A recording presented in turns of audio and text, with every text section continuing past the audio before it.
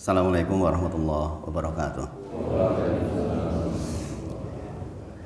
Alhamdulillah, alhamdulillahi haqqa hamdi nahmaduhu wa nasta'inuhu wa nastaghfiruh wa na'udzu billahi min syururi anfusina wa min sayyiati a'malina may yahdihillahu fala mudilla lahu wa may yudlilhu fala hadiyalah. Asyhadu an la ilaha illallah wa asyhadu anna Muhammadan abduhu wa rasuluh. Allahumma shalli ala Muhammad wa ala ali Muhammad.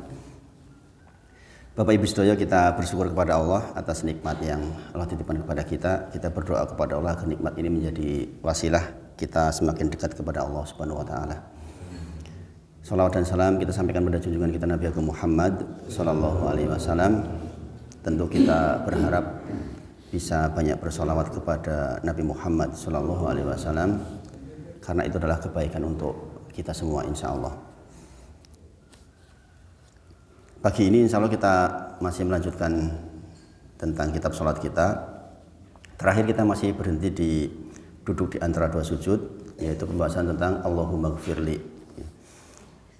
Saya selani sedikit nih, kalau kemarin kita membicarakan duduk ini sebenarnya malaikat Jibril itu datang secara khusus kepada Nabi Muhammad SAW untuk mengajarkan tentang duduk dengan berbagai macam bentuk dan rupanya, termasuk duduk yang seharusnya, duduk ketika berdoa, duduk yang terlarang, duduk yang dikatakan tidak beradab, kemudian duduk ketika di antara dua sujud ini. Jadi ini memang syariat duduk ini syariat yang besar karena sebagian kita akan banyak berinteraksi dengan Allah dalam kondisi itu. Contoh misalnya, apa sih duduk yang paling utama ketika kita berdoa? Sebagian kita mungkin banyak yang menggunakan tarobu atau bersila selama ini. Sebenarnya kalau kita merujuk kepada dalil, maka duduk terbaik ketika berdoa ya duduk iftiros, Bapak Ibu semuanya. Jadi duduk iftiros, duduk tahiyat awal, itu duduk terbaik kita untuk kita berdoa kepada Allah Subhanahu wa taala. Maka duduk paling favoritnya Nabi Muhammad SAW itu duduk iftiros. Jadi mulai ke depan kalau jenengan hendak meniru Rasulullah di dalam berdoa pun sebenarnya yang paling banyak iftiros. Iftiros. Dan iftiros ini sebenarnya dibahas oleh para ahli kesehatan. Saya sudah berulang kali membaca tentang ini. Seseorang yang dengan sengaja duduk iftiros 15 menit per hari, menurut pakar kesehatan, tentu saya hanya menukil saja tentang kebenarannya secara ilmiah, saya tidak terlalu paham dan saya praktekkan insya Allah memang benar. Maka dia akan terhindar dari berbagai macam penyakit yang terkait dengan pinggang. Bagi yang belum biasa duduk iftiros kan panas, pegel ya enggak? Waktu awal-awal jenengan duduk seperti ini saya yakin pegel. Bagi yang nggak biasa, saya praktekkan ke orang teman saya yang non muslim, jarang begini. Itu memang pegel banget. Dia bilang, wah panas ya hit gitu. Saya praktekkan ke teman-teman yang non muslim, yang memang jarang duduk seperti ini. Itu kalau kita praktekkan 15 menit per hari, sengaja duduk seperti ini, berarti kita bermunajat 15 menit, insya Allah kebaikan buat kita. Nah, yang makruh, kelihatan buat begini, kelihatan gak? Yang makruh itu begini ini. Ini makruh ini nggak boleh ini. Nih, kelihatan bukan? Ini makruh ini nggak boleh ini. Tapi banyak juga di antara kaum muslimin yang ketika duduk santai seperti ini. Ini tidak boleh, ini makruh. Jadi kalau ini dipakai di dalam sholat ini tidak boleh. Ini termasuk kategori ik'a yang makruh. Adapun ik'a yang dibolehkan seperti ini. Ini ik'a yang dibolehkan. Jadi duduk di rapatkan begini. Jadi ini menghadap ke kiblat untuk jari jemarinya. Kemudian kita duduk di atasnya, ini boleh. Jadi dua-duanya seperti ini. Makanya kalau jenengan melihat kadang-kadang melihat orang-orang soleh begini kan, kadang-kadang ini juga panas ini jari jemarinya ini. Tetapi Rasulullah paling banyak menggunakan iftiros seperti ini. Ini sekali lagi ini yang paling banyak termasuk untuk munajah kita kepada Allah Subhanahu wa taala. Posisi seperti ini itu posisi terbaik. Banyak di antara kita pakai tarobu. Kalau pakai tarobu seperti ini boleh, tetapi Rasulullah tidak banyak praktekkan begini. Padahal gambar-gambar yang kita terima dari kecil kan begini. Gini Bang nggih. Begini. Nah, yang terbaik itu posisi iftirosh. Nggih. Kemudian di antara duduk yang tidak boleh saya praktekkan seperti yang saya praktekkan dulu itu begini nggak boleh. Begini. Ini nggak boleh ini. Atau begini. Ini nggak boleh. Ini bicara kita punya kemampuan nggih. Kalau jenengan mampunya seperti ini ya itu keringanan. Ini bicara kita dalam kondisi normal, badan kita masih mampu melakukan. Yang seperti ini tidak boleh. Dan semua duduk yang kita menyilangkan seperti ini tidak boleh ini. Contoh, Rasulullah melakukan seperti ini. Ini duduk, ini saya sekaligus ajarkan duduk seluruhnya. Rasulullah duduk seperti ini. Ini boleh ini. Bahkan Rasulullah sering melakukan. Tetapi makruh ketika sholat Jumat, terlarang ketika sholat Jumat seperti ini. Nah, tapi begini boleh. Yang tidak boleh bagaimana? Begini ini tidak boleh nih. Ini nggak boleh ini. Kenapa? Ini tasabuh kepada orang-orang Yahudi. Makanya kita menghindari man tasabuh biqaumin fahuwa minhum. Barang siapa yang tasabuh pada suatu kaum maka bagian darinya. Ini nggak boleh ini. Jadi hampir seluruh duduk yang terkait dengan menyilangkan tangan ini nggak boleh. Makanya menjelang sholat pun kita nggak boleh takhlil, nggak boleh begini-begini nih menjelang sholat, ya kan? Nah, termasuk duduk begini. Ini nggak boleh ini. Baik begini maupun begini ini nggak boleh. Rasulullah nggak ajarkan. Bagaimana Rasulullah mengajarkan? Disilangkan. Begini dan ininya begini. Ini boleh. Jadi ini dicontohkan oleh para ulama salaf kalau lagi merenung atas ilmu itu begini nih. Lagi mikir banget gitu. Coba jangan rasakan, ini enak ini kalau untuk mikir. Untuk mikir, aku ora paham ki Bang Di tok sebelah mana toh gitu. Itu begini ini. Tapi kalau begini ini enggak boleh nih. Ini karena ini tasabuh ke orang Yahudi, apalagi begini. Jadi posisi kaki yang dibolehkan menyilang, ininya juga seperti ini. Jangan seperti ini. Jadi sekali lagi, duduk iftirosh itu duduk yang sangat istimewa.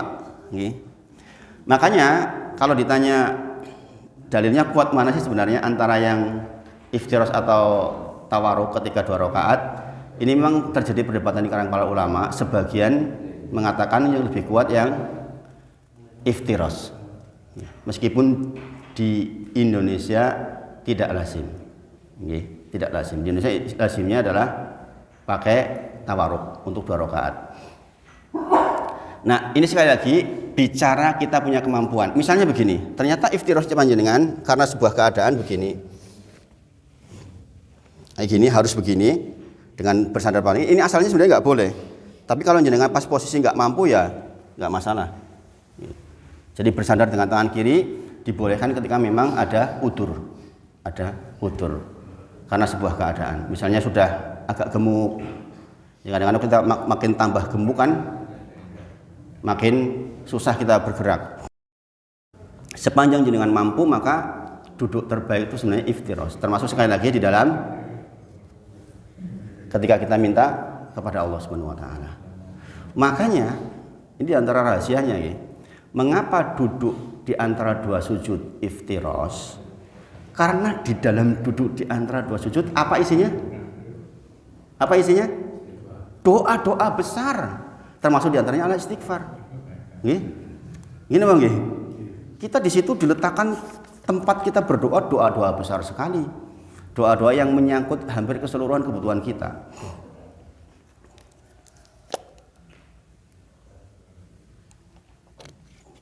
Kita baru membahas Allahumma gfirli. Nanti insya Allah kita selesaikan, tinggal sedikit lagi. Jadi ini bisa kita bawa keluar sholat dalam kondisi kita duduk iftirosh. Sekali lagi, pakar kesehatan menyebut duduk iftirosh itu memang memang menambah kesehatan, bahkan mencegah penyakit. Tentu saja itu faktor tambahan yang bisa kita peroleh, bonus dari kegiatan sholat kita. Maka dari ini sejak sekarang kalau bisa ketinggalan berdoa ya pakai iftirosh. Meskipun sekali lagi duduk tarobu sila pun tidak terlarang. Bahkan sesungguhnya para salafus soleh juga mengajarkan tentang hal-hal yang di dalam kondisi tidak sholat pun duduk itu tidak boleh, seperti tadi. Apalagi duduk mencari ilmu, kok begini? Ini nggak boleh banget ini. Begini nggak boleh banget ini.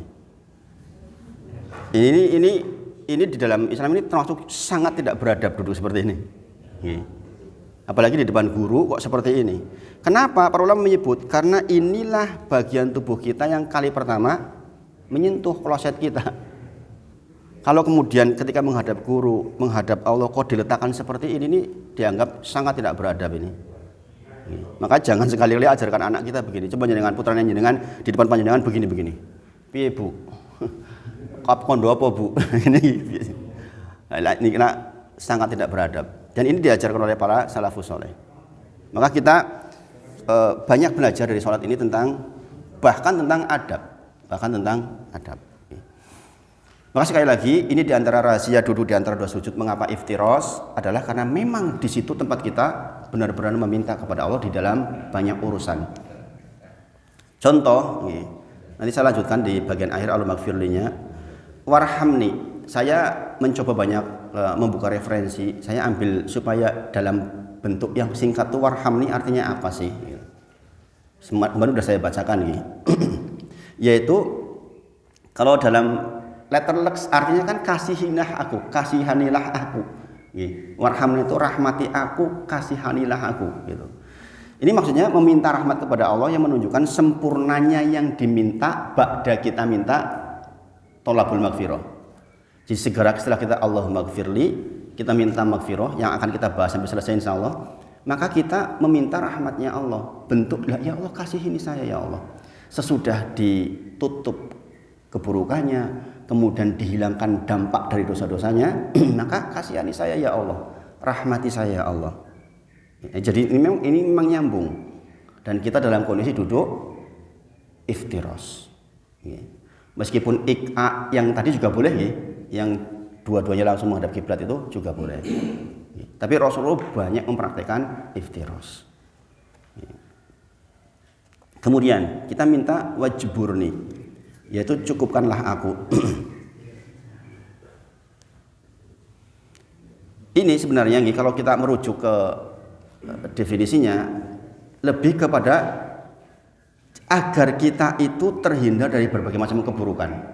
Cukupkan maksudnya kita itu dicukupi kesehatannya, dicukupi semuanya, sehingga terhindar dari berbagai macam keburukan. Itu arti wajburni.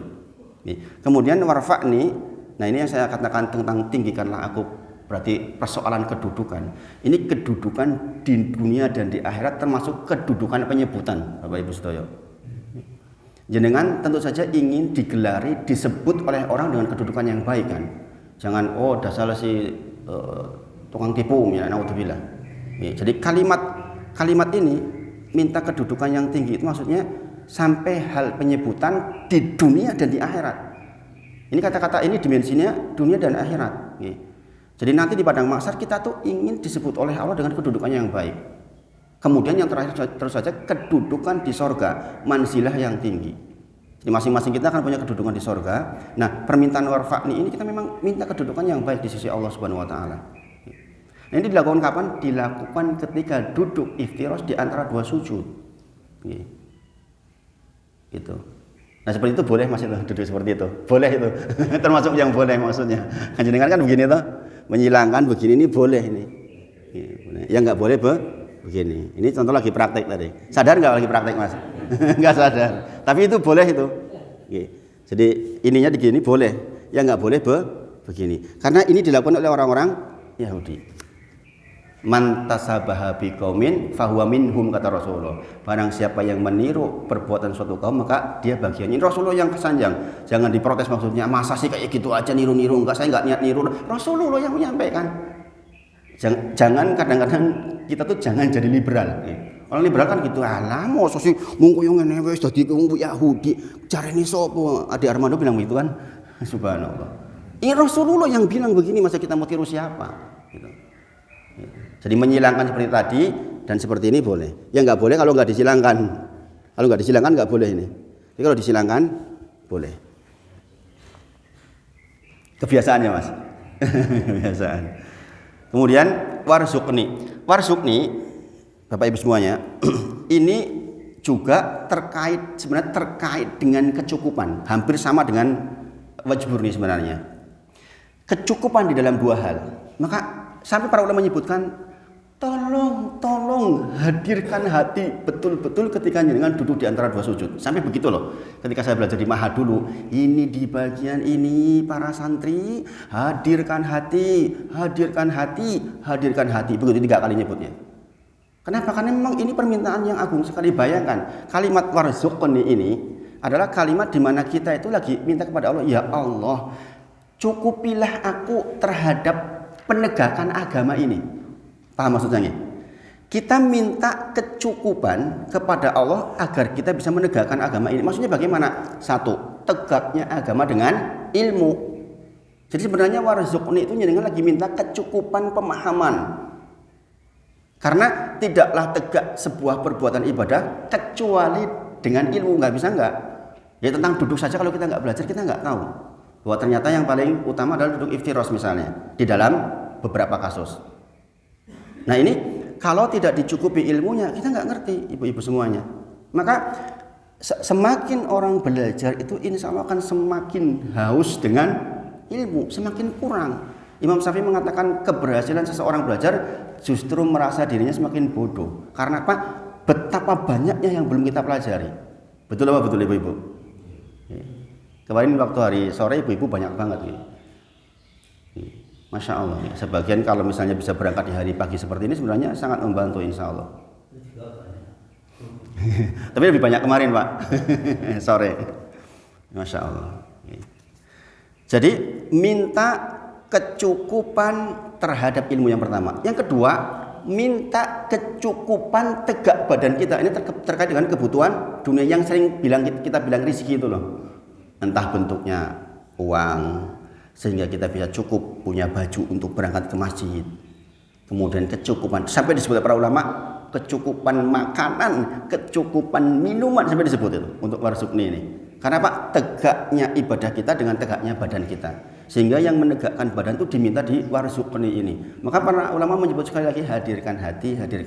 Kita kan bisa melakukan ini semua karena punya modal umur, modal ya ini tadi, modal kecukupan, modal ilmu dan modal yang menegakkan badan kita. Ini berarti kalau kita lanjutkan, bukankah ini juga kita berarti minta kesehatan kepada Allah Subhanahu wa taala? Gini apa nggih? Karena tegaknya badan dengan sehat, Bapak Ibu sedaya. Maka coba jenengan praktekkan, banyak-banyakin ketika jenengan pas longgar, duduk yang disarankan. Jangan duduk yang tidak disarankan. Sekali lagi, memang berat bagi sebagian untuk iftiros secara sempurna. Tapi kalau coba dilakukan terus-menerus, insya Allah akan sangat membantu kesehatan kita.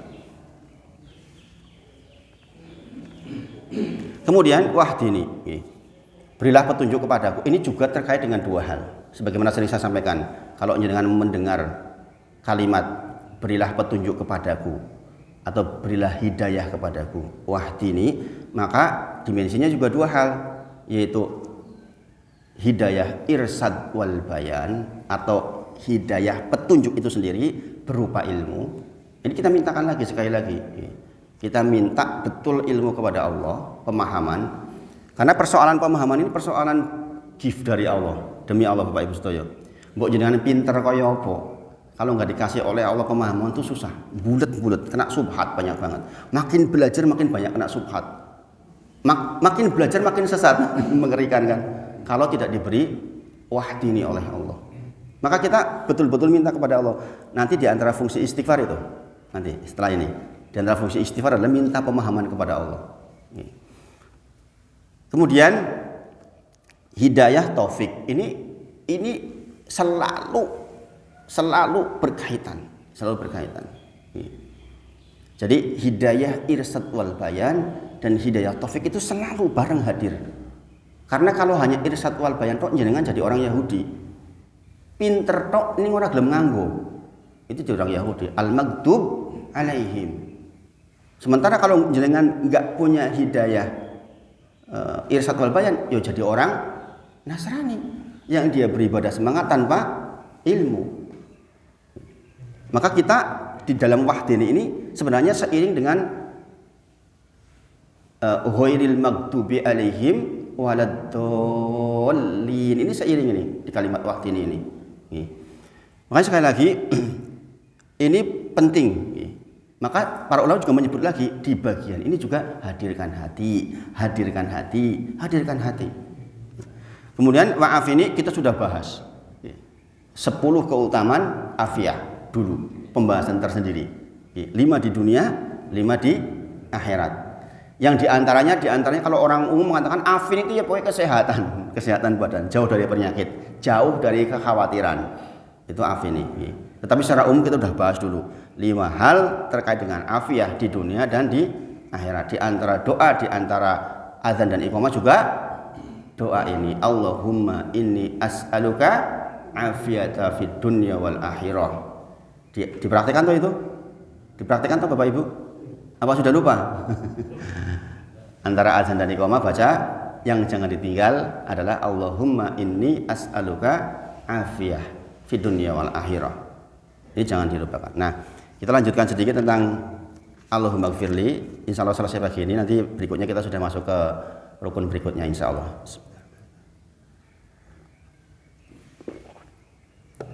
Hari ini pagi ini saya kok rasanya haus sekali. Nggak tahu kenapa nih, Masya Allah. Monggo Pak, jenengan juga diunjuk. Jadi Bapak Ibu semuanya, sekali lagi kita banyak belajar dari duduk di antara 2 sujud. Nah, di antaranya para ulama menyebut jangan sampai, mohon maaf, jangan sampai bengong tanpa zikrullah, khususnya istighfar. Ini kita kan duduk toh. Hidup kita banyak duduk enggak? Iya, banyak duduk hidup kita itu. Maka jangan sampai duduk bengong kok sampai enggak zikir.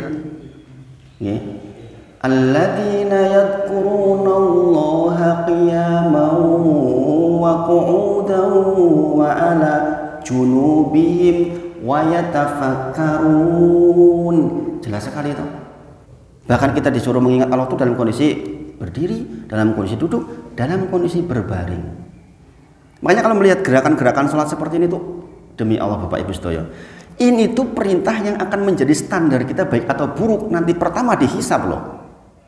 Sholat ini, jangan paham kan, ini yang pertama kali dihisab. Yang jikalau baik sholatnya baik seluruhnya, yang jikalau buruk sholat buruk seluruhnya. Berarti ada hal sangat besar di sini, rahasia-rahasia besar yang hanya diperoleh orang-orang yang mempelajari dengan seksama. Contohnya ya duduk ini.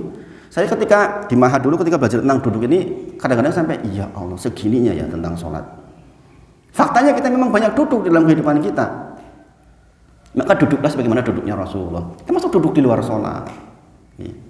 Merenung kayak Rasulullah merenungnya. Jangan merenung kayak gini. Ini kan cetro nih duduknya setan ini. Begini nih. Sampai para duduknya setan begini. Nah, maka duduk seperti ini, seperti Rasulullah. Merenung. Atau ketika merenung begini. Mikir, coba jenengan praktekkan ini beneran loh ini. Kalau jenengan lagi nggak paham, ini gimana tuh solusinya? Itu dapat loh seperti itu. Sambil tentu saja istighfar. Jadi sekali lagi saya ingatin, buatlah kurikulum zikir dalam hari-hari panjenengan. Demi Allah Bapak Ibu, kalau jenengan nggak bikin kurikulum zikir, jenengan lewat. Karena para ulama menyebut ini diulang-ulang oleh para ulama. Kemarin sore ada yang tanya dari ibu-ibu tentang subhanallahil azim subhanallah bihamdi. Kalimatani habibatani ila rahmani, khafifatani ala lisan, takhilatani fil mizan. 2 kalimat yang ringan diucapkan ketika kita dalam kondisi apapun, tetapi berat timbangannya di mizan adalah subhanallahil azim subhanallah bihamdi. Tadi kemarin ditanyakan, adakah memang hadisnya itu? Ya, memang ini sahih. Jadi sekali lagi, jangan sampai lewat waktu kita tidak zikrullah. La yazanu lisanuk rotoban min zikrillah. Selalu basahi lisan ini dengan zikrullah. Maka duduk di antara 2 sujud jenengan perhatikan dulu. Sejak sekarang jenengan harusnya ketika duduk di antara 2 sujud nikmati betul. Khususnya ketika sholat sunnah. Kalau sholat berjamaah kita tahulah kita terbatas waktunya, karena memang terbatas sholat berjamaah. Kita berjamaah itu memang mencari kebersamaannya. Tapi ketika dengan sholat sunnah sendirian yang bebas menentukan waktu, itu nikmati betul tuh duduk di antara dua sujud. Bahkan ketika imami Rasulullah dikira Rasulullah lupa sholatnya karena saking lamanya duduk di antara dua sujud. Bayangin. Maka sekali lagi, istighfar yang menjadi konten pertama dan menjadi hukum wajibnya di mazhab Hambali dan mustahabnya di mazhab Syafi'i adalah Rabbik firli, yang ini adalah istighfar. Itu kenapa saya tekankan betul, karena di antara sekian doa itu memang penekanan di istighfar ini. Sekali lagi, setiap kita mengucapkan istighfar, apapun bentuk istighfarnya, hadirkan di dalam hati dua hal, yaitu apa kemarin? Yang pertama apa? Ya Allah, tutup aib-aib saya dari istri saya, dari anak saya, dari tetangga saya di dunia dan di akhirat. Ya Allah, tutup aib saya ya Allah. Itu dengan menyebutkan astagfirullah, minta siter, minta ditutup betul. Yang kedua apa? Al-wiqayah, yaitu kita minta ya Allah, dosa-dosaku sing kebacut jangan jadi dampak, jangan berdampak. Kemarin sudah saya sebutkan, di antara dampak dari dosa adalah hati nyaman meninggalkan perintah, hati nyaman melaksanakan maksiat. Ini dampak paling parah ini. Coba jenengan meninggalkan sholat duha nyaman-nyaman wae iki rapopo, nggak ada semreset di hati. Ini masalah, ini dampak dosa Bapak Ibu. Semua ulama siapapun, di antara yang tertulis dalam kitab Imam Al-Qurtubi menyebut, kalau orang hatinya bersih kok ketinggalan sholat malam semreset hatinya. Demi Allah Bapak Ibu, kalau jenengan kok nggak begitu, ini masalah hati panjenengan. Apalagi udah sesepuan, udah mau tenggelam gitu, udah isya bablas maghrib wis. Nek jenengan udah 70 75 niku boleh berarti udah isya lewat. Jatah tekan maghrib kok. Sudah jirak tahun. Jenengan sudah isya kok sampai masih nyaman dengan tidak melakukan hal-hal positif. Ini hati bermasalah. Itu yang namanya dampak dosa itu. Dampak dosa. Atau kita naudzubillah melakukan keburukan dibuat tidak sadar dengan keburukan. Ngomongin wong ora sadar, ini masalah. Itu dampak dari dosa-dosa. Ini parah banget tingkatannya. Melakukan kegiatan buruk kok kita nggak sadar, bahkan hati nyaman, ini dampak dari dosa. Ini yang paling ditakuti oleh salafun saleh. Jadi yang kita mau hati kita kalau sedang melakukan hal buruk tentu saja semreset banget, ketinggalan hal baik juga semreset. Ada indikasi dalam hati kita, ada semacam sempritan di hati kita. Nek liwati tir gitu loh. Ini kalau jenengan sudah banyak istighfar akan merasakan itu. Kelembutan hati itu akan merasakan. Bener, jenengan ketinggalan sholat dua kok kelewat sholat dua. Ya Allah, jebul wis duhur. Itu asalnya nyet gitu. Jenengan ratangi wengi rasanya nyet lah kok yo iso to. Nganti liwat koyo ngene iki. Nah, itu permintaannya di istighfar, yaitu al-wiqayah. Al-wiqayah. Maka mengucapkan Rabbik firli dzambi astaghfirullah wa atubu ilaih. Ini nih maknanya ke sana. Maka sekali lagi saya diingatkan di maha dulu, hadirkan hati begitu itu. Pokoknya hadirkan hati ketika membaca, hadirkan hati. Ini sampai terinstal di pikiran tuh yang namanya menghadirkan hati ketika membaca yang seperti ini. Dan ini penting. Dan sekali lagi itu butuh kurikulum. Kalau jenengan nggak di kurikulum, nanti jam sekian saya mau dzikir ini, jam sekian mau dzikir ini, sebelum duhur saya mau dzikir ini, setelah duhur mau dzikir, itu akan lewat. Karena kalau orang nyebut dzikir ini kegiatan ringan, khafifatani al-lisan, ringan di lisan, tapi sedikit orang yang dapat taufik. Taufik tadi apa taufik? Izin dari Allah, kita melakukan. Kita udah tahu nih ilmunya begini nih. Nanti panjenengan lihat sampai sore seberapa efektif jenengan. Kalau jenengan nggak buat kurikulumnya jam segini mau begini liwat tahu-tahu sore jenengan pikirnya belum banyak. Ini pengalaman pribadi. Saya pribadi pun begitu Bapak Ibu. sampai hari ini saya harus saling mengingatkan dengan istri. Wis dikir pagi urung, wis dikir petang ngopo urung. Sudah berapa kali istighfar, sudah berapa kali sholawat, itu saling mengingatkan kita. Saling mengingatkan. Kalau sudah mulai pegang gadget, buka HP, kok ketutul video pendek, langsung diingatkan sama istri. Bu Abdul juga begitu itu. Diingatkan, sudah berapa video pendek yang disetel? Video pendek berapa menit? 1 menit. 1 menit berapa istighfar? Banyak itu. Bisa 70-80 istighfar. Astagfirullah, astagfirullah, astagfirullah, astagfirullah. Kenapa enggak milih itu? Inilah fitnah dunia kita sekarang, Bapak Ibu Sedoyo. Tahu-tahu lewat 10 video tuh. Habis 10 menit. La ilaha illallah. Yang belum kena dampak hatinya, dia akan semereset. Ya Allah, kok yo mentoh, kehilangan waktu lagi.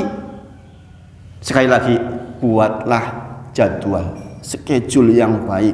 Ini sampai ke teknis. Ini bukan dari para ulama. Ini teknis saya pribadi pengalaman dengan teman-teman yang para asatid pun melakukan itu. Jadi para ustadz pun make tuh schedule. Kalau enggak bablas, apalagi kita harus baca ini, baca ini, baca ini, bablas kalau enggak dilakukan. Kemarin kita sudah sampai ke fungsi yang ketiga. Fungsi yang pertama adalah membersihkan kolbu kita. Fungsi yang kedua adalah mengampuni dosa-dosa. Kemudian yang ketiga adalah menyelamatkan dari neraka jahanam. Di antara fungsi istighfar adalah menyelamatkan dari neraka jahanam. Rasulullah bersabda, ya ma'saron nisa tasodakna wa aksirna istighfar. Kata Rasulullah, wahai ibu-ibu yang disebut ini ibu-ibu, wahai para wanita, bersedekahlah dan banyak-banyaklah istighfar, karena aku melihat kalian paling banyak menjadi penduduk neraka. Oh, ibu-ibu komplain, kok aku toh? Demikian juga di zaman Rasulullah. Mengapa kami ya Rasulullah? Ini pembahasan tersendiri tentang sifat-sifat seorang istri kepada suaminya. Harus hati-hati memang ini. Ini ujian ibu-ibu. Bojoku nyebai mas saya kon panut piye. Justru itu ujiannya ibu-ibu. Nek bojone jenengan wis saleh banget ya karuan. Nggih, karuan. Ini cerita, bukan cerita porno ya, tapi cerita nyata. Khusus ini ibu-ibu yang punya anak perempuan, saya punya anak perempuan. Berilah pengetahuan yang baik persoalan seksualitas kepada anak-anak panjenengan. Karena laki-laki itu bahaya banget masalah itu. Laki-laki minta kepada istri yang nggak dikasih itu, saya kasih tahu ibu-ibu, itu bahaya itu kalau nggak dikasih itu. Ya nggak bapak-bapak yang masih muda ini, nggak dikasih sebulan gimana rasanya? Tembok ditabrak nggak? Saya dikejar-kejar orang kemarin ngisi Jumatan, teman kampus. Aku kudu ketemu kowe hit. Aku kudu ketemu kowe. Kenapa? Aku lagi galau iki. Galau banget. Kenapa? Ya wis ketemu wis. Habis Jumatan saya ditemui. Ngobrol 2 jam. Aku wis 3 minggu hit ora dikei. Udah 3 minggu gak dikasih. Oh, makanya saya lihat wajahmu kowe wis burak banget. Subhanallah. Dan itu salah satunya persoalan itu. Saya bilang ke yang bersangkutan, perempuan asalnya kalau udah punya anak, apalagi 2-3, memang wis rada wegah, saya bilang gitu. Maka laki-laki itu harus punya posisi yang baik, ekonominya baik, punya kehormatannya baik, sehingga istri itu rela. Jadi yang diajari itu bukan cuma istrinya atau kon gelem, ninyong sing lanang yo diajari supaya istri yo menghormati laki-laki betul. Lagi miskin, lagi susah, utangnya kok jualan jaluk itu kampleng gelem. Subhanallah. Kemarin ketemu lagi. Saya ngisi di salah satu tempat, ketemu lagi. Sudah belum? Alhamdulillah sudah hit. Barku hit rong dino terus hit. Untung wis katanya. Ini teman akrab dengan saya nih. Saya waktu itu ngisi Jumatan di Cahyaning Ati sini. Dari Soro Sultan ngejar saya ke sini dalam rangka lapor itu. Karena saking mumetnya. Maka saya kasih tahu, sampaikan apa yang disampaikan istri saya kepada istrimu. Saya bilang gitu. Ternyata dia belum tahu. Kebanyakan wanita itu nggak ngerti kalau laki-laki itu memang mumet banget nih orang di KI. Bener-bener nggak tahu. Ini makanya saya kasih pendidikan ke anak-anak. Perempuan itu rata-rata tuh nggak tahu bapak-bapak bahwa jenengan tuh mumet banget ora dikei. Makanya jenengan harus berkomunikasi dengan baik. Kok jadi sampai ke sini bahasanya ini?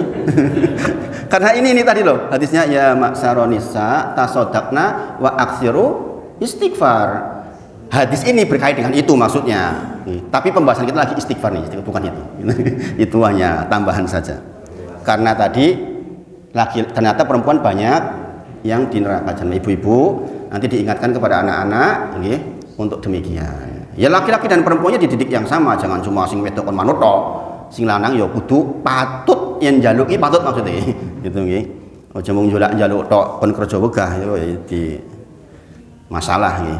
Jadi menyelamatkan dari neraka jahanam. Istighfar itu menyelamatkan dari neraka jahanam. Nggih. Besar apa kecil itu? Menyelamatkan dari neraka jahanam itu besar apa kecil? Urusan besar apa kecil? Urusan besar Bapak Ibu sedaya. Urusan besar. Kita keselomot korek api sebentar aja susahnya pol-polan kok. Apalagi lama-lama di sana. Setiap hari diganti kulit yang baru, diganti kulit dari surah An-Nisa, diganti kulit yang baru, diganti kulit agar terus-terusan merasakan siksanya. Naudzubillah. Neraka jahanam itu begitu sifatnya. Yang diganti apanya? Kulitnya. Karena Pak yang merasakan saraf sakit itu kulit. Ini Allah sudah sebutkan dalam Quran surah An-Nisa. Masya Allah. Dan ini diteliti oleh beberapa profesor, di antara profesor dari Prancis, profesor dari Thailand. Profesor dari Thailand itu langsung masuk Islam gara-gara ini, gara-gara ayat tentang kulit ini. Kemudian yang keempat, istighfar menghalangi orang dari neraka. Tadi mencegah kan? Ini menghalangi orang dari neraka jahanam. Ini kisahnya disampaikan oleh Aisyah radhiyallahu anha ketika Aisyah bertanya kepada Rasulullah tentang seseorang yang bernama Abdullah bin Jud'an. Jadi orang-orang Arab Pak, orang-orang Arab itu mereka itu secara rububiyah itu mengakui Allah. Namanya aja Abdullah. Abdullah artinya apa? Hambanya Allah. Tetapi rububiyah tok, mengakui Allah sebagai pencipta, mengakui Allah sebagai pemilik, pengatur. Tapi nek kon ibadah, iya saya ke Allah dan ke yang lain. Saya butuh yang lain. Saya butuh kasih sesajian kepada penguasa di sini. Itu loh. Itu sifat orang musyrik. Sekarang ada nggak yang begitu? Pertanyaannya, zaman sekarang ada yang begitu? Ada nggak yang begitu? Saya kadang kalau menyampaikan ini tuh takut nggak nguri-nguri budoyo, nggak Pancasila. Ini masalah ini. Makanya kadang-kadang susah nih. Kadang-kadang susah. Ojo gawe sesajian yo.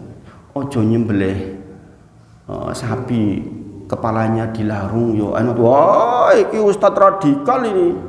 Nah, ini kan masalah. Jadi kadang-kadang memang susah. Tapi faktanya begitu.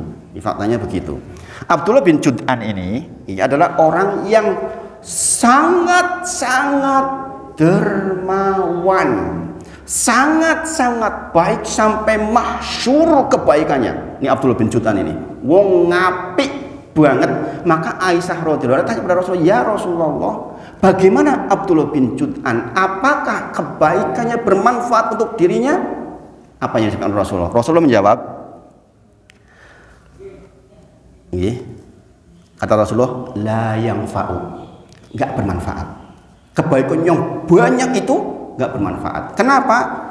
Ini kalimat ini yang harus diperhatikan, bahwa ini kejadian istighfar. Kata Rasulullah, innahu, sesungguhnya dia lam yakul yauman Rabbik firli khotiati yaumaddin. Rabbik firli khotiati yaumaddin. Itu apa itu? Istighfar. Mengapa kebaikan Abdullah bin Jud'an yang sangat banyak itu tidak mencegahnya dia dari neraka, tidak bermanfaat untuk dirinya? Karena kata Rasulullah, sesungguhnya dia itu tidak pernah sekalipun mengucapkan Rabbik firli khotiati yaumaddin. Karena dia tidak pernah mengucapkan ya Allah ampuni aku di hari nanti, di hari pembalasan. Artinya apa? Dia memang nggak punya amalan Rabbik firli ini, nggak punya amalan istighfar ini. Bayangin Bapak Ibu, otomatis orang-orang yang beristighfar kan orang-orang yang tahu terhadap kesadaran keislaman dia. Artinya nantinya dia rentetannya ke ucapan la ilaha illallah. Jadi kalimat Rabbik firli khotiati yaumaddin itu menjadi kalimat yang sangat penting. Kita tahu Ara'aital ladzi yukadzibu biddin, maliki yaumiddin. Yaumiddin artinya apa? Hari pembalasan. Jadi katakan Rabbighfirli khati'ati yaumaddin. Yaumiddin yaitu hari pembalasan. Maka rukun iman terkait dengan kepercayaan terhadap hari pembalasan itu pembahasan khusus. Makanya kemarin saya sampaikan dengan ada masjid yang minta ke saya itu tamasya ke kampung akhirat. Kitabnya segini nih. Ini nanti insya Allah dibahas tentang tamasya ke kampung akhirat, karangannya Mahmud Al-Misri. Ini bagus kitabnya. Segini kitabnya. Terjemahnya sudah ada. Nanti saya juga akan bahas itu insya Allah. Di antara yang dibahas pertama pembukaan di dalam kitab itu adalah surah Al-A'la. Nanti lain waktu kalau saya ingat. Kalau jangan baca surat Al-A'la di akhir-akhir itu yang menjadi pembahasan awal. Kemudian berikutnya, istighfar adalah cara mendapat rahmat Allah di dunia dan di akhirat dengan instan. Kita minta setiap hari rahmat Allah. Rahmat Allah artinya apa? Kasratul khair, banyaknya kebaikan. Maka banyaknya kebaikan itu kita minta lewat istighfar. Kita duduk iftiros, minta astagfirullah, astagfirullah, astagfirullah. Maka ada sub pembahasan para ulama, istighfar adalah doa terbaik. Bayangin, sampai disebut dalam satu bab, istighfar adalah doa terbaik. Kita mengetahui selama ini istighfar adalah zikrullah. Tapi para ulama menyebut ada subbab di dalam pembahasan para ulama itu, judul-judul istighfar adalah doa terbaik. Masya Allah, Masya Allah. Tapi sekali lagi kalau jenengan nggak buat schedule, itu liwat jenengan bisa nggak istighfar sehari-hari loh Bapak Ibu. Ini saya ingatkan berulang kali. Meskipun jenengan tahu seperti ini, kalau jenengan nggak schedule kan liwat sehari, jenengan istighfar paling cuma 10 kali, 15 kali. Orang seperti Pak Pardi misalnya yang duduk di kantor, kalau dengan kesibukan yang ada kan kadang-kadang liwat, tahu-tahu liwat. Padahal sambil mengerjakan bisa sambil istighfar. Kalau dirahmati oleh Allah kita istighfar terus. Nah, bentuk rahmat Allah ini yang kita minta dari istighfar itu di dunia dan di akhirat. Ini banyak kisah para nabi yang terkait dengan ini. Contohnya kisah Soleh di kaum Tsamud. Dikatakan, kenapa kalian nggak minta istighfar kepada Allah Subhanahu Wa Taala? Justru engkau nantang-nantang. Kapan nih? Adabnya dari Gusti Allah pun di orang teko-teko. Ini kelakuan tahun Tsamud ini. Seandainya minta istighfar kata Nabi Soleh di dalam Al-Quran, maka engkau mendapatkan jaminan rahmat Allah. Padahal kalau engkau beristighfar, maka kau dapat rahmat Allah. Dan rentetan kisah-kisah Nabi yang semisal itu banyak. Nanti jangan bisa lihat kisah-kisah para Nabi, di antaranya adalah istighfar dihubungkan dengan rahmat. Istighfar dihubungkan dengan rahmat. Nanti kalau kisah Nabi Nuh, istighfar juga dihubungkan dengan rahmat di dunia dan di akhirat. Kemudian yang keenam, otomatis kalau mencegah masuk neraka juga insya Allah termasuk yang fungsi keenam, menyebabkan orang masuk surga. Menyebabkan orang masuk surga. Bapak Ibu Saudara, kata-kata astagfirullah wa atubu ilaih. Ya Allah, saya memohon ampun kepada Engkau dan saya bertobat kepada Engkau. Ini bedanya apa nih? Menurut bedanya apa? Bertobat dengan minta ampun bedanya apa? Kalau tobat itu langsung terkait dengan pribadi dosa kita. Para ulama menyebut begitu. Artinya tobat itu dilakukan likuli muslim. Pak Pardi mentobati dosa-dosanya sendiri. Gitu mungkin. Tapi kalau istighfar, jenengan bisa melakukan dua versi, yaitu mengistighfari diri sendiri dan mengistighfari orang lain. Memintakan ampun untuk istri kita boleh nggak? Boleh. Memintakan ampun untuk anak kita boleh nggak? Boleh. Memintakan ampun untuk orang yang sudah mati? Boleh. Beda dengan taubat. Maka disebutkan di antara yang menyebabkan orang masuk surga adalah beristighfar. Bahkan untuk orang-orang yang sudah mati bermanfaat atas istighfar kita. Maka kita mengucapkan Rabbighfirli, Allahumma gfirli, walidayya, warhamhuma kama rabbayani shaghira. Untuk siapa? Manusia yang hidup, bapak ibu kita yang masih hidup dan yang sudah mati. Ini, makanya sekali lagi ini dahsyatnya istighfar. Dahsyatnya istighfar. Meskipun sering kali digabungkan, ini dua yang berbeda. Astagfirullah wa atubu ilaih. Doa penutup majelis, subhanakallahumma rabbana wa bihamdika asyhadu alla ilaha illa anta astaghfiruka wa atubu ilaih. Gini apa nggih? Itu gabungan dari minta istighfar dan bertobat kepada Allah Subhanahu wa taala. Bedanya tadi itu, kalau wa'atu itu diri sendiri. Jenengan berdosa, jenengan bertobat kepada Allah. Tapi kalau istighfar dimensinya lebih dari itu.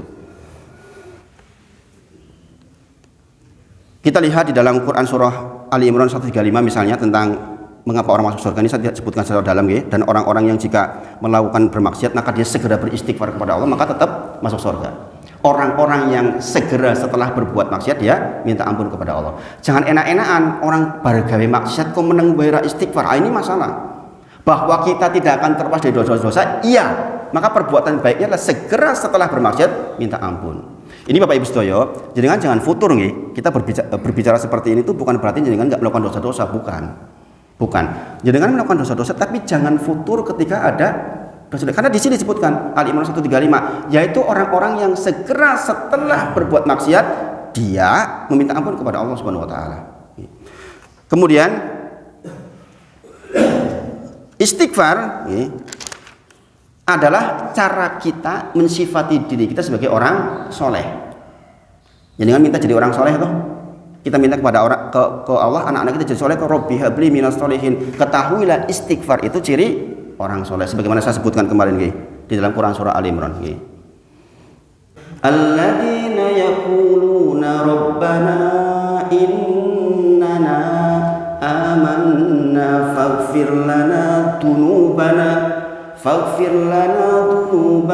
wa qina adzaban nar as-sabirina was-sadiqina wal qanitina wal munfiqina wal mustaghfirina bil ashar. Kayak gitu kan sifat orang saleh itu. Orang-orang yang sadar, ya Allah, saya banyak dosa, saya minta ampun kepada Engkau ya Allah, hindarkan saya dari api neraka ya Allah. Mereka itu orang-orang yang benar, yang sabar, yang taat, yang menginfakkan sebagian hartanya, ujung malam masih istighfar. Hum yastaghfiruna bil ashar. Kita tahu, bahkan kita disuruh mendekat ke orang soleh. Artinya orang soleh itu memang jaminan dari Allah, insya Allah masuk surga. Sebagaimana tersebut dalam surah An-Nisa 69, ketika kita mentafsir ihdinas siratal mustaqim, tunjukilah kepada saya jalan yang lurus, yaitu jalannya orang-orang yang 4. An-Nisa 69, minan nabiyyin wasiddiqin waswada wasolihin. Dikatakan wahasuna ulaika rafiqa. Mereka itulah kata Allah sebaik-baik teman. Yang bisa kita lihat hari ini orang soleh. Yang bisa kita lihat hari ini. Maka istighfar itu adalah kebiasaan orang soleh. Berarti kalau kita ingin meniru, minta ihdinas siratal mustaqim, ya perilaku itu loh yang diambil. Yaitu apa? Hum yastaghfiruna bil ashar. Adalah orang-orang yang dikala ujung malam banyak-banyak istighfar. Bayangin, kita mau lewat waktu tuh tanpa istighfar, la ilaha illallah. Enggak nyambung dengan ihdinas siratal mustaqim kita. Kita minta kepada Allah jalan yang lurus, sudah diberi keterangan tentang mana jalan yang lurus, lah kok kita tidak ambil bagian itu. Nah, ini jadi masalah Bapak Ibu. Bayangin, simpel kan istighfar. Sekali lagi saya tekankan, buatlah schedule, buatlah kurikulum hari-harian tentang zikir panjenengan. Kalau enggak dijamin lewat. Jangan jenengan, saya saja kalau enggak bikin seperti itu lewat. Karena Pak, godaan kita hari ini tuh banyak banget Bapak Ibu. Kesibukan pekerjaan, kesibukan HP, apalagi ibu-ibu kalau masih mau nonton drakor, la ilaha illallah. Oleh ibu-ibu masih sempat nonton drakor setelah ngaji sama Pak Wahid, ini kebangetan ini. Karena eman nonton sinetron ini itu la ilaha illallah, manfaatnya apa ibu-ibu? Oh, Mas Wahid keras amat, nggak boleh nonton TV. Boleh kalau memang itu meringankan jenengan, kalau meringankan pikiran jenengan. Setahu saya nggak meringankan itu. Yang ke-8, mengangkat derajat. Baik, Saudara. Mengangkat derajat di dunia dan di akhirat. Saya kasih yang di akhirat sekarang. Inna rajula, ada seorang laki-laki la yurfa'u darajatu fil jannah. Dia diangkat derajatnya di surganya Allah. Kemudian dia mengatakan ana li hadihi. Apa ini? Atas dasar apa ini saya diangkat? Dikatakan bistighfari wala dikalaka. Karena istighfarnya anak-anakmu. Ini yang namanya anak soleh ibu-ibu. Begitu sesaat jenengan setelah meninggal, jenengan sudah nggak bisa beramal soleh, nggak bisa apa-apa. Peninggalannya adalah anak soleh. Maksudnya anak soleh adalah anak yang selalu mengistighfarin jenengan. Karena dengan apa? La yurfa'u darajatu fil jannah. Jenengan yang anak-anaknya banyak istighfar, nanti di surga kedudukannya tinggi. Itulah mengapa saya itu menyekolahkan anak-anak terkait dengan agama, walaupun nanti mau jadi apapun silahkan. Seperti Amar misalnya, saya kayaknya nggak mau ke Madinah, kadang-kadang bilang begitu, takut jauh sama bapak sama mama itu. Saya pengen di UGM aja lah, terserahlah. Yang penting ilmu agama sudah masuk dulu, clear, hafalan Quran clear dulu. Kalau sudah clear, terserahlah. Harapannya Pak, berbuah anak soleh. Yo sak lali-lali ning konek wong tuwa wis mati yo ndongake, mengistighfari itu. Mas sering saya katakan, kalau jenengan ini bareng-bareng begini, ada yang sudah meninggal, Pak Mario misalnya, kita sebutkan rahimahullah ta'ala, kita sebutkan ya Allah ampuni dia, ya Allah sayangi dia, ya Allah rahmati dia, itu begitu tuh loh.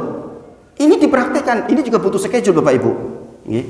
Rahimahullah ta'ala. Ya kalau bukan jenengan saling mendoakan, ya terus siapa? Jangan berpikir, kan kayak wis mati aku urung, aku itu ya nanti lagi hasil tanamannya jenengan nanti dipetik lagi dengan orang lain. Jangan pelit-pelit mendoakan orang lain. Karena apa? Sekali lagi itu mengangkat derajat kita. Yang kesembilan, mudah lapang rezeki. Terakhir nih, mudah lapang rezeki. Masih ada 5 lagi. Mudah lapang rezeki. Yaitu ketika yang saya sebutkan kemarin, yaitu Nabi Nuh ketika mengingatkan kaumnya. Di dalam Quran surah Nuh ayat ke-10, 11, 12. Kata Nabi Nuh alaihissalam, fakultus tagfiru robbakum, fakultus tagfiru robbakum, innahu kana ghaffara. Mintalah ampun kepada Rob kalian, karena sesungguhnya Rob kalian itu maha pengampun. Kenapa? Karena kaumnya Nabi Nuh itu israf. Kaumnya Nabi Nuh itu udah israf, dosanya itu kebanyakan. Tapi tetap dikatakan faqultus taghfiru rabbakum innahu kana ghaffara. Yursilis samaa 'alaikum midrara. Kalau engkau beristighfar, maka Allah akan turunkan hujan. Hujan berkah dari langit. Tapi kalau kalian nggak istighfar, sama diturunkan hujan, tapi hujannya jadi banjir. Ternyata yang terjadi yang mana? Jadi banjir karena begini. Umatnya Nabi Nuh, kalau Nabi Nuh berbicara begini, arep ngomong apa wae, aku tutup pakai kain. Bayangin kayak mana rasanya itu. Padahal dijanjikan yulsilis sama alaikum midror. Kemudian dikatakan wayumdidkum bi amwalin wa banin, akan dibanyakan anak-anak panjenengan, kemudian rezeki panjenengan diperbanyak, kemudian wa yaj'alakum jannati wa yaj'alakum anhar. Wa yaj'alakum jannati wa yaj'alakum anhar, akan diberikan intinya rezeki. Di situ jannati berarti taman-taman, buah-buahan dan sebagainya, tentang kebun-kebun. Anharo air, kebutuhan kita yang utama. Berarti dimensi dari istighfar itu dunia dan akhirat. Nah, saya kira pagi ini itu dulu, mudah-mudahan bisa diambil maknanya. Kita belajar sholat lambat-lambat supaya apa? Supaya benar-benar bermakna. Nggak cuma belajar gerakan dan bacaannya saja, tapi sesuatu yang ada di dalamnya harus kita gali. Insya Allah demikian yang disampaikan pagi ini, mudah-mudahan bermanfaat. Kita tutup dengan kafaratul majelis. Subhanakallahumma rabbana wa bihamdika asyhadu an la ilaha illa anta astaghfiruka wa atubu ilaik. Wa akhiru da'wana alhamdulillahirabbil alamin. Assalamualaikum warahmatullahi wabarakatuh.